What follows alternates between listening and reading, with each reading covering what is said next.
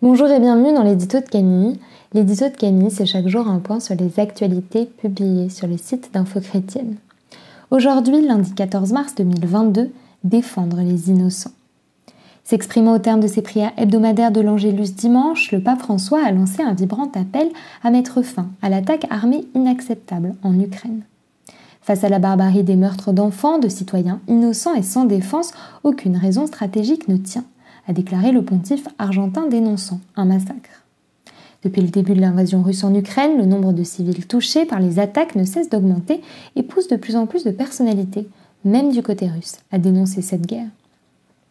C'est par exemple le cas d'Ioann Burdin, prêtre orthodoxe russe. Il a été arrêté la semaine dernière après avoir dénoncé dans un sermon l'invasion russe en Ukraine. Il doit être entendu jeudi par le tribunal. Son prêche comprenait entre autres des descriptions des attaques infligées à l'Ukraine par l'armée russe. 3 frères chrétiens coptes ont été brutalement assassinés le 1er mars dernier en Égypte. Les agresseurs, un groupe de 6 hommes musulmans, ont affirmé qu'il s'agissait d'un meurtre de vengeance, en représailles d'un assassinat qui aurait eu lieu il y a 70 ans.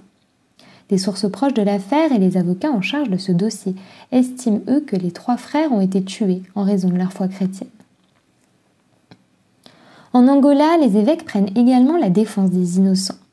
La conférence épiscopale d'Angola a lancé un appel au gouvernement pour demander la déclaration de l'état d'urgence dans le pays.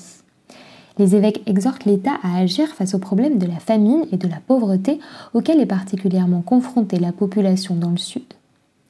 Le Programme alimentaire mondial avait déjà alerté en septembre dernier sur la situation de l'Angola, estimant qu'entre octobre 2021 et mars 2022, le nombre de personnes souffrant de la faim atteindrait 1,58 million. L'organisation expliquait que cette région dépendante de l'agriculture subit les effets dévastateurs du changement climatique. Voilà pour les nouvelles du jour, je vous invite à vous rendre sur le site d'Info Chrétienne pour en savoir plus. Je vous souhaite une très bonne soirée, soyez bénis.